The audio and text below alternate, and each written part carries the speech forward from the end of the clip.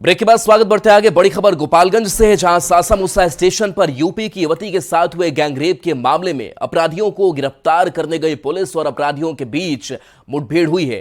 कुचायकोट थाना क्षेत्र के चवर में हुई मुठभेड़ के दौरान पुलिस ने भी जवाबी कार्रवाई की है, जिसमें गैंगरेप के फरार तीनों अपराधियों को पैर में गोली लगी है। घायल अपराधियों की पहचान करीमन कुमार, अभिषेक कुमार और सोनू कुमार के रूप में की गई है। पुलिस ने अपराधियों के पास से एक देसी कट्टा, रिवॉल्वर और कारतूस बरामद किया है। कल सासामुसा स्टेशन पर यूपी की युवती के साथ गैंगरेप की घटना को तीनों युवकों ने अंजाम दिया था। गोपालगंज में आज एनकाउंटर और पुलिस मुठभेड़ की यह दूसरी वारदात सामने आई है। अलग अलग जगहों पर पुलिस और अपराधियों के बीच हुए मुठभेड़ में 4 अपराधियों को गोली लगी है और इन चारों अपराधियों को इस वक्त इलाज के लिए सदर अस्पताल के इमरजेंसी वार्ड में भर्ती कराया गया है। पहली घटना मीरगंज थाना क्षेत्र के सौरेजी गांव में हुई, जहां पर आभूषण कारोबारी से रंगदारी मांगने पहुंचे अपराधी और पुलिस के बीच मुठभेड़ हो गई और इस मुठभेड़ में आयुष नाम के अपराधी को पैर में गोली लगी, जिसे इलाज के लिए सदर अस्पताल में भर्ती कराया गया। दूसरी घटना कुचायकोट थाना क्षेत्र में हुई, जहां पर कुचायकोट के सासामुसा रेलवे स्टेशन पर कल सुबह में युवती के साथ गैंगरेप के 3 आरोपियों को जब पुलिस गिरफ्तार करने गई तो आरोपियों ने पुलिस पर ही हमला कर दिया।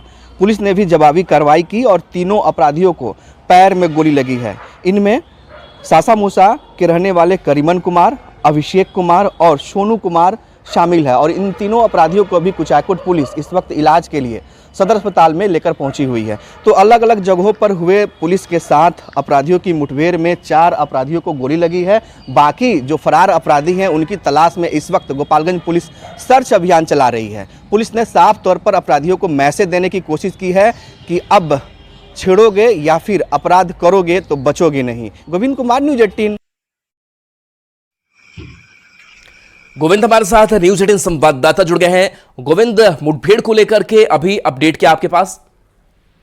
देखिए, आज अलग अलग दो जगहों पर ये मुठभेड़ की वारदात हुई है। पहली घटना मीरगंज थाना क्षेत्र के सौरेजी गांव में हुई है, जहां पर मंगलम ज्वेलर्स के जो कारोबारी हैं उनसे 5 लाख रुपए की रंगदारी मांगी गई थी और जब रंगदारी की राशि लेने के लिए अपराधी पहुंचे तो पुलिस भी मौके पर पहुंच गई। इस दौरान अपराधी और पुलिस के बीच मुठभेड़ हुई और इस मुठभेड़ में आयुष नाम का एक अपराधी जख्मी हो गया, जिसे इलाज के लिए सदर अस्पताल में लाया गया है।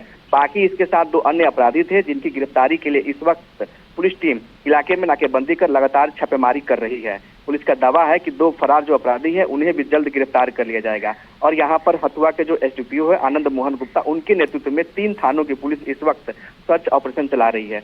दूसरी पुलिस के साथ जो मुठभेड़ की घटना हुई है वो कुचायकोट थाना क्षेत्र के चवर में हुई है, जहाँ पर कल सुबह में सासामुसा रेलवे स्टेशन के पास यूपी की एक युवती अपने बीमार पिता का इलाज कराने आई थी, जहां पर 3 युवकों ने मिलकर गैंगरेप की वारदात को अंजाम दिया था।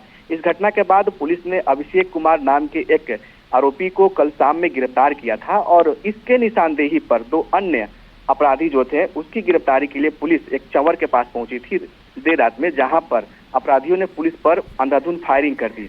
फायरिंग के दौरान पुलिस ने भी जवाबी कार्रवाई की और उन पर गोली चलाई, जिसमें दोनों अपराधी घायल हो गए। वहीं दूसरी तरफ अभिषेक कुमार जो गिरफ्तार हुआ था वह भी पुलिस कस्टडी से हथियार छीनकर भागने की कोशिश किया, जिसमें पुलिस ने जवाबी कार्रवाई की और उसे भी पैर में गोली लगी है। तो दोनों अलग अलग जगहों पर पुलिस के साथ मुठभेड़ हुई है और इस मुठभेड़ में कुल 4 अपराधियों को पैर में गोली लगी है और सभी अपराधियों को इस वक्त सदर अस्पताल में लाया गया है, जहां से डॉक्टरों की टीम इलाज के बाद बेहतर उपचार के लिए उन्हें मेडिकल कॉलेज रेफर करने की तैयारी में है। गोपालगंज के एसपी हैं अवधेश दीक्षित, उनसे हमारी बात हुई है। उन्होंने साफ तौर पर कहा है कि इन अपराधियों के पास से देसी कट्टा, रिवॉल्वर, कारतूस समेत कई ऐसे आपराधिक सामग्री बरामद किए गए हैं, जिसकी जांच चल रही है। एफएसएल की टीम भी दोनों घटनास्थल पर भेजी गई है और जो इस घटना में फरार अन्य अपराधी हैं उनकी गिरफ्तारी के लिए एसआईटी की टीम इस वक्त छापेमारी कर रही है। जी राहुल, चलिए, शुक्रिया अब इस अपडेट के लिए आपका।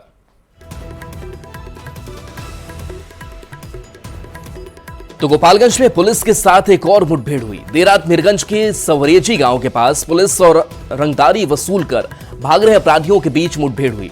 इस दौरान एक अपराधी को पैर में गोली लगी है, जबकि उसका एक साथी अंधेरे का फायदा उठाकर फरार हो गया। घायल अपराधी की पहचान सबरेजी गांव निवासी राजू वर्मा के बेटे आयुष कुमार के रूप में हुई।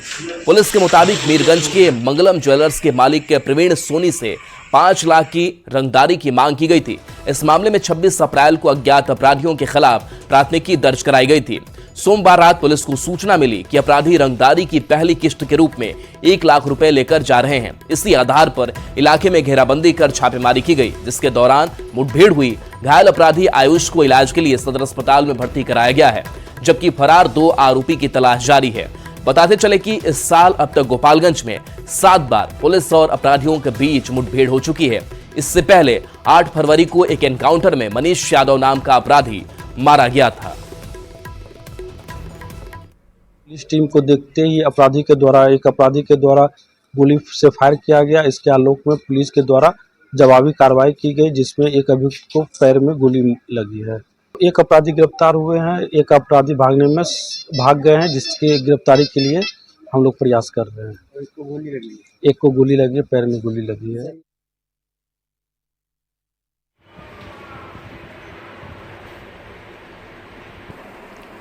तो देखिए, ये तस्वीर हम आपको दिखा रहे हैं जहां गोपालगंज में पुलिस के साथ एक और मुठभेड़ होती है। देर रात मीरगंज के सवरेजी गांव के पास पुलिस और रंगदारी वसूल कर भाग रहे अपराधियों के बीच मुठभेड़ हुई। तो 2 तस्वीरें सामने आई है, 2 जगहों पर यह मुठभेड़ की खबर सामने आई है।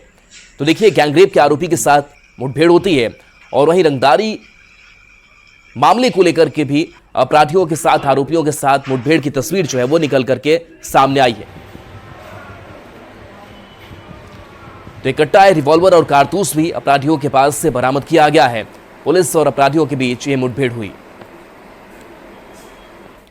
क्या आरजेडी बिहार में नशाबंदी के खिलाफ है? यदि नहीं तो जिस तरह से रविवार को पासी समाज के महाजुटान में तेजस्वी यादव ने कांधे पर ताड़ी की लवनी उठाए पासी समाज के समर्थन में बयान दिया, उसने बिहार का सियासी तापमान बढ़ा दिया है। आखिर क्या कहा तेजस्वी यादव ने, जिस पर सियासत गर्मा गई है? समझिए इस रिपोर्ट के जरिए।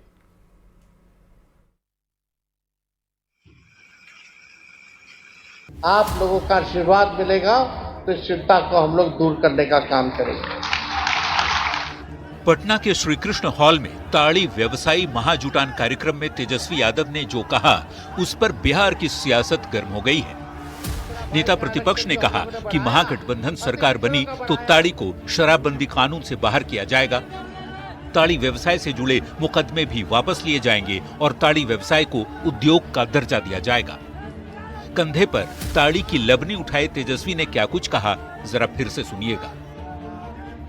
कई लोगों पे मुकदमा है तो सरकार बनेगी तो उन पर जितने लगे मुकदमे हैं वो लोग हम लोग वापस लेने का काम करेंगे ताकि लोगों को न्याय मिले। तेजस्वी ने सीधे बीजेपी पर निशाना साधा, कहा ताड़ी प्राकृतिक है और इस पर प्रतिबंध सही नहीं है। पर शराबबंदी वाले बिहार में तेजस्वी ने जिस तरह से ताड़ी के बहाने एनडीए सरकार पर निशाना साधा, उससे सत्ता पक्ष के नेताओं ने जोरदार पलटवार किया है। ताड़ी बोल देना कि हम आएंगे तो ताड़ी को हम प्रोफेशनल ये करेंगे, इसका मतलब है कि आप शराबबंदी से अलग हट रहे हैं। मुझे जहां तक स्मरण है कि 10 नंबर में ताड़ी के पेड़ों की बहुत संख्या है। मीडिया को समय निश्चित करके बुला लीजिए और ताड़ी पी लीजिए, उसके बाद मेडिकल रिपोर्ट जारी करिए कि आपके शरीर में क्या क्या बदलाव हुआ उससे। सत्ता पक्ष गर्म है तो विपक्षी दल शराबबंदी के दौरान घोटाले तक का आरोप लगा रहे हैं। इस पर एनडीए की सहयोगी एलजेपी-आरबी के नेता तेजस्वी पर नशे से लगाव की बात कहकर पलटवार कर रहे हैं। हमारी सरकार आएगी, इस शराबबंदी पे जांच भी करेगी और समीक्षा भी करेगी और ये 40,000 50,000 करोड़ रुपए का जो घोटाला है, जिस शराबबंदी के नाम से जो है सरकारी पैसा का जो लूट हो रहा है, जो राजस्व सरकार को आना चाहिए, वो जो है पॉलिटिकल पार्टी और सत्ता दल के लोगों को पैसा जा रहा है, उस पे हमारी सरकार आएगी, जांच करेगी। राजद के युवराज को नशा से न जाने कैसा लगाव है। चुनाव के दौरान शराब कंपनियों से चंदा भी लेते हैं, शराब बंद करने का नाटक भी करते हैं और दूसरे नशा पेय पदार्थ को चालू करने का आश्वासन भी देते हैं। अब राजद के युवराज ही साफ करेंगे कि वो नशा पे उनका क्या मंतव्य है। बिहार में शराबबंदी है, नशे के खिलाफ कड़े कानून बने हैं। ऐसे में नेता प्रतिपक्ष तेजस्वी यादव के बयान ने सियासी गलियारे में सवालों के कई तीर छोड़ दिए हैं। अहम सवाल ये कि क्या आरजेडी नशाबंदी खत्म करना चाहता है? न्यूज 18 के लिए पटना से अमित कुमार, विनीता मिश्रा और संजय कुमार की रिपोर्ट। तेजस्वी यादव ने एक बार फिर बिहार शराबबंदी कानून से ताड़ी को हटाने की मांग की है। तेजस्वी यादव ने कहा कि ये पारसी समाज के हित में है। ताड़ी से पारसी समाज की रोजी रोटी चलती है। पारसी समाज के पेट पर लात नहीं मारना चाहिए। शराबबंदी कानून में सबसे ज्यादा पिछड़ों और अति पिछड़ों को जेल में बंद किया गया है। ताड़ी को शराबबंदी कानून से बाहर कर देना चाहिए। में ये कानून जो है शराबबंदी की बनी है और इसको सर्वसहमति से हर एक दल ने, चाहे भाजपा भी हो, उसने भी जो है समर्थन किया। लेकिन शुरू दौर से ही हम लोग चाहते थे और नीतीश जी को भी हम लोगों ने कई बार बोला कि ताड़ी को इसमें मत जोड़िए।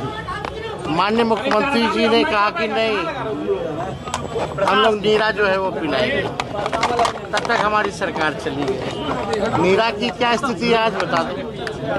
तो हम लोग तो दोबारा भी आए तो भी हम लोग कहते रहे कि पारसी समाज का रोजी रोटी है, पेट पे लात लोगों को नहीं मारना चाहिए। और ताड़ी में जितना दलितों और पिछड़ों को जेल में बंद किया जा रहा है, जितना प्रताड़ना शराबबंदी कानून में सबसे ज्यादा भोगने वाले 14 लाख से भी ज्यादा लोग हैं। जेल में रहने का जगह नहीं है, कोर्ट फ्लडेड है। तो हम लोग यही चाहते हैं कि ताड़ी जो है इसको शराब अधिनियम कानून से जो है शराबबंदी से इसको अलग करना चाहिए। ताड़ी पर बिहार की सियासत झूम रही है। केंद्रीय मंत्री चिराग पासवान ने भी शराबबंदी कानून से ताड़ी को हटाने की मांग की है। चिराग पासवान ने कहा कि समय समय पर हमारी पार्टी ने इस मांग को सीएम के सामने उठाया है। चिराग पासवान ने कहा ताड़ी को शराब की श्रेणी में लाना उचित नहीं है। यादव ने कहा है कि उसको शराबबंदी में से निकाल दिया जाएगा, हमारी सरकार बनेगी तो सबसे ज्यादा उत्पीड़न जो है ताड़ी बेचने वालों का ही हुआ है। कहा है। देखिए, इस बात का समर्थन तो हम लोग भी करते हैं और हम लोगों ने भी मुख्यमंत्री जी से यह आग्रह समय समय पर हम लोगों ने किया है। बिहार सरकार का लोक जनशक्ति पार्टी रामविलास हिस्सा नहीं है। जैसे केंद्र सरकार में हम लोग हिस्सा हैं, जहां पे एज अ मंत्री मैं कैबिनेट की कार्यशैली में मैं सम्मिलित हूं। पर ठीक उसके विपरीत बिहार में क्योंकि हमारे पास वो संख्या बल भी नहीं है, तो ऐसे में बिहार सरकार का हम लोग समर्थन जरूर करते हैं, पर हम लोग बिहार सरकार का हिस्सा नहीं है। पर हाँ, उस समर्थन के दौरान भी हम लोगों ने इस बात को रखा है, ताड़ी को लेकर हम लोगों की भी राय पूरी तरीके से स्पष्ट है। ये एक प्राकृतिक पदार्थ है, इसको शराब की श्रेणी में लाना उचित नहीं होगा। लंबे समय से पीढ़ी दर पीढ़ी ताड़ी से जुड़े हुए व्यवसाय से पीढ़ी दर पीढ़ी लोग अपने आप को जोड़कर देखते हैं। ऐसे में हम लोगों ने भी कई बार आग्रह किया है, मांग किया है कि इसको शराब की श्रेणी से निकालकर जो लोग इस व्यवसाय के साथ जुड़े हुए हैं उनको जुड़े रहना देना चाहिए, उनका व्यवसाय चलता है। प्रधानमंत्री नरेंद्र मोदी मई के आखिरी हफ्ते में एक बार फिर बिहार आने वाले हैं। इस बार प्रधानमंत्री शाहाबाद आएंगे और बिहार को कई तोहफे देंगे। इसके पहले 4 मई को प्रधानमंत्री वर्चुअली बिहार को कई सौगात देने जा रहे हैं। यानी बिहार में एक महीने में पीएम के 2 कार्यक्रम होने जा रहे हैं। प्रधानमंत्री नरेंद्र मोदी मई के आखिरी सप्ताह में एक बार फिर बिहार आने वाले हैं। इस बार प्रधानमंत्री शाहाबाद में आएंगे और बिहार को कई तोहफे देंगे। इसके पहले 4 मई को प्रधानमंत्री वर्चुअली बिहार को कई सौगात देने जा रहे हैं। यानी बिहार में एक महीने में पीएम के 2 कार्यक्रम होने जा रहे हैं। फरवरी में पीएम मोदी भागलपुर आए, मिथिलांचल को सौगात दी। अप्रैल में मधुबनी आए, सीमांचल और मिथिलांचल दोनों को सौगातें मिली। मधुबनी की मिट्टी से ही पीएम मोदी ने आतंकवादियों और उनको पनाह देने वालों को सीधा संदेश दिया। अब मोदी एक बार फिर मई के आखिर में बिहार आने वाले हैं। इस बार सौगात की बारिश शाहाबाद पर होने वाली है, क्योंकि पीएम मोदी शाहाबाद ही आने वाले हैं। इस बात की जानकारी खुद बीजेपी प्रदेश अध्यक्ष दिलीप जायसवाल ने दी। प्रधानमंत्री जी मई के अंतिम सप्ताह में शाहाबाद में उनका कार्यक्रम प्रस्तावित है और शाहाबाद में प्रधानमंत्री जी वहाँ के शाहाबाद के लोगों को संबोधित भी करेंगे और उनका जो है जब भी आते हैं बिहार तो बिहार के लिए कुछ सौगात भी लेकर आते हैं। तो शाहाबाद के जनता के बीच प्रधानमंत्री जी मई के महीने में रहेंगे। शाहाबाद के संभावित दौरे के पहले पीएम मोदी 4 मई को पटना में होने वाले खेलो इंडिया कार्यक्रम का वर्चुअली उद्घाटन करने वाले हैं। यानी कि पहले पटना और फिर शाहाबाद, मतलब पीएम के इस कार्यक्रम के जरिए मगध और शाहाबाद को साधने की कोशिश की जाएगी। ये वही इलाका है जहां पिछले लोकसभा चुनाव में एनडीए को नुकसान उठाना पड़ा था। फिलहाल पीएम के बिहार दौरे को लेकर एनडीए के नेता काफी उत्साहित हैं। न्यूज़ 18 के लिए पटना से शैलेंद्र कुमार के साथ ब्यूरो रिपोर्ट।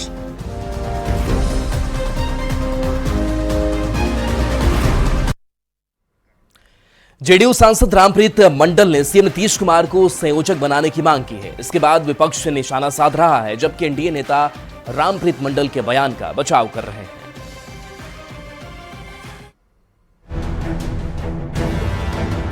सब मिल बैठ करके अगर नीतीश कुमार जी का नाम दे देंगे तो अच्छा मैसेज जाएगा देश। तो बिहार की सियासी लड़ाई फिर से संयोजक पर आ गई है। इसकी शुरुआत तब हुई जब जेडीयू सांसद रामप्रीत मंडल ने सीएम नीतीश कुमार को एनडीए का संयोजक बनाने की मांग कर डाली। मेरा अनुरोध होगा कि कम से कम सब मिल बैठ करके कि एनडीए संयोजक होना बहुत जरूरी है, चाहे बिहार में बनावे चाहे आप दिल्ली में बनावे। माननीय विकास पुरुष नीतीश कुमार जी अभी हैं, अगर उनका नाम दे दिया जाए तो बहुत अच्छा रहेगा। जेडीयू सांसद रामप्रीत मंडल की मांग पर सियासत तेज हो गई है। रामप्रीत मंडल ने नीतीश कुमार को एनडीए का संयोजक बनाने की मांग क्या की, आरजेडी और कांग्रेस को बीजेपी पर निशाना साधने का मौका मिल गया।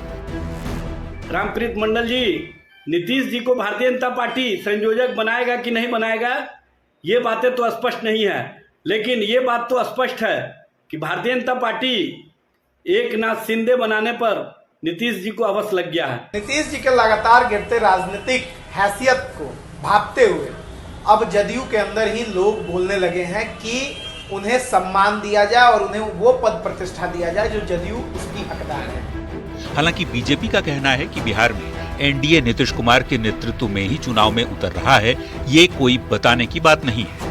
मुख्यमंत्री नीतीश कुमार जी के नेतृत्व में ही हम चुनाव लड़ने जा रहे हैं और निश्चित रूप से उनके नेतृत्व में हम आगे सरकार भी बनाने जा रहे हैं। तो जेडीयू के प्रवक्ता मनीष यादव कहते हैं कि नीतीश के नेतृत्व में ही एनडीए चुनाव लड़ने की बात फाइनल हो चुकी है। रामप्रीत मंडल ने किस संदर्भ में ये बातें कही वे ही जानते होंगे। 2025 से 30 फिर से नीतीश। अब माननीय रामप्रीत मंडल जी ने किस संदर्भ में बयान दिया है अब तो वही बता सकते हैं। प्रधानमंत्री से लेकर केंद्रीय गृह मंत्री अमित शाह तक ने साफ कर दिया है कि एनडीए बिहार में सीएम नीतीश कुमार की अगुवाई में ही विधानसभा का चुनाव लड़ेगा।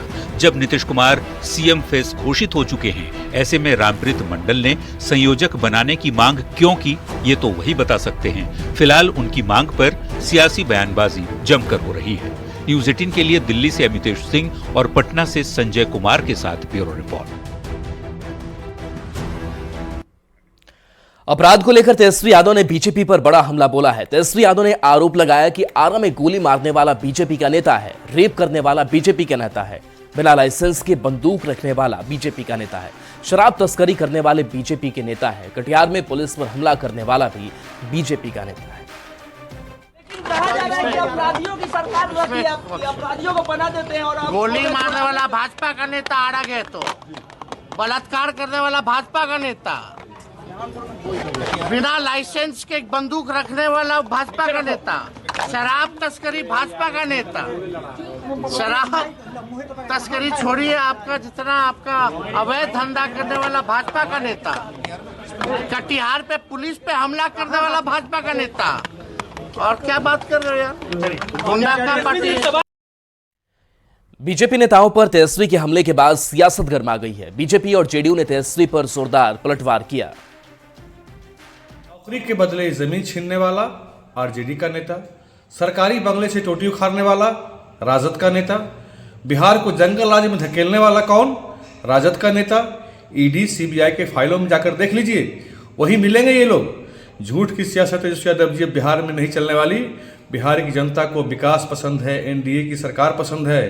भाजपा नेताओं पर आरोप लगाने से पहले तेजस्वी यादव जी को अपने गिरेबान में झांक कर देख लेना चाहिए। दिवंगत शहाबुद्दीन किनकी पार्टी में थे? राजवल्लभ यादव, अरुण यादव जिन पर बलात्कार के आरोप लगे, किनकी पार्टी में थे? रीतिलाल यादव, ताजा मामला है, इतने संगीन आरोप, किनकी पार्टी में? तेजस्वी जी के मामा साधु यादव जी, सुभाष यादव जी, कौन लोग थे? कितने संगीन आरोप थे? जमुई जिले के आढ़ा गांव में भी एक पाकिस्तानी महिला नरगिस बानो बीते 28 सालों से रह रही है। पाकिस्तानी महिला के 4 बेटे बेटियां भी हैं। पाकिस्तानी महिला नरगिस बानो की शादी 1998 में जमुई जिले के चंद्रदीप थाना के आढ़ा गांव के मोहम्मद गाजी से हुई थी। मोहम्मद गाजी एक सरकारी स्कूल के शिक्षक हैं। शादी के बाद वह आढ़ा गांव में ही रही है। 1 साल पहले वो अंतिम बार पाकिस्तान गई थी। पाकिस्तानी महिला नरगिस बानो के पास लॉन्ग टर्म वीजा है। अब पहलगाम में आतंकी हमले के बाद भारत सरकार ने सभी पाकिस्तानी का वीजा रद्द करने की घोषणा कर उन्हें वापस लौटने का आदेश दिया है। फिलहाल लॉन्ग टर्म वीजा होने के कारण नरगिस बानो पाकिस्तान नहीं जाएगी, लेकिन इस वीजा को सरकार रद्द करती है तो नरगिस को पाकिस्तान जाना होगा। नरगिस के पति मोहम्मद गाजी ने बताया कि अगर सरकार इस वीजा को भी रद्द करती है तो अपने पत्नी को पाकिस्तान भेज देंगे। मामले में एसपी ने बताया कि सरकार के निर्देश के अनुसार काम किया जा रहा है। मेरी पत्नी पाकिस्तान के हैं। 1998 में मेरी निकाह हुई थी आढ़ा गाँव ही में। मेरी पत्नी मेरी रिश्तेदार है। उनके फादर मदर भी पहले इंडिया के ही थे। रिलेशन में शादी हुई, आढ़ा में आया और शादी हुआ, बस यही है। और वो एलटीवी वीज़ा से आज 27-28 साल से रह रही है। मेरे पास 4 बच्चे हैं। वर्षानुवर्ष के आधार पर हम लॉन्ग टर्म वीज़ा लेकर के वो रह रही है यहाँ पे। हमने जब ये बात हुआ पहलगाम वाला का है ये से, तो हमने एसपी साहब के ऑफिस से पता लगाया कि अगर इसका भी नाम रहेगा तो इसको मैं भी इसको भेजूंगा। सरकार के तो विरुद्ध कोई काम हम नहीं कर सकते ना। लेकिन उन्होंने बताया कि नहीं, ऐसी कोई बात नहीं है। लॉन्ग टर्म वाले वीज़ा जो ऑफिस में थे लोग वो बताए कि लॉन्ग टर्म वाले वीज़ा के लिए नहीं ये लागू होता। हाँ, पाकिस्तान की एक महिला हैं जो कि 1999 से मतलब कि हमारे यहाँ रह रही हैं, निवास कर रही हैं। उनके यहाँ लॉन्ग टर्म वीज़ा है उसका। तो सरकार का जो आदेश है, एमएचए का जो गाइडलाइंस हम लोगों को प्राप्त हुआ है, उसमें डिप्लोमेटिक और ऑफिशियल वीज़ा अगर है या लॉन्ग टर्म वीज़ा है तो उनको नया वीज़ा जो है अलॉट किया जाएगा। वो मतलब कि रह सकते हैं यहाँ पर। और पटना से इस बीच बड़ी खबर, जहां पेपर लीक माफिया संजीव मुखिया ने बड़ा खुलासा किया है। ईओयू की टीम के सामने उसने खुलासा किया कि पैसे के बल पर अभ्यर्थी को नीट पास कराने के लिए सॉल्वर गैंग बना रखा है। पटना से लेकर रांची तक गैंग से कई डॉक्टर सीधे तौर से जुड़े हैं। दरभंगा से लेकर धनबाद तक के डॉक्टर सॉल्वर गैंग में शामिल है। नए बहाल डॉक्टर परीक्षा के दौरान कई सेंटर पर वास्तविक अभ्यर्थी की जगह डमी के रूप में बैठते हैं। इसके बदले उनको 5 से 6 लाख रुपए पर कैंडिडेट दिए जाते हैं। इसके लिए कई परीक्षा केंद्रों को भी मैनेज रखा जाता था। ईओयू के अधिकारियों ने पूछा कि उसने दूसरे राज्यों में पेपर लीक गिरोह का नेटवर्क कैसे तैयार किया, इस नेटवर्क में किसकी क्या भूमिका थी। इस पर संजीव मुखिया ने जवाब दिया कि इस काम को अलग अलग लोग देखते हैं। नए डॉक्टर अपने साथियों को हमसे जोड़ते थे। हालांकि संजीव मुखिया सवालों का जवाब देने में लंबा समय ले रहा है।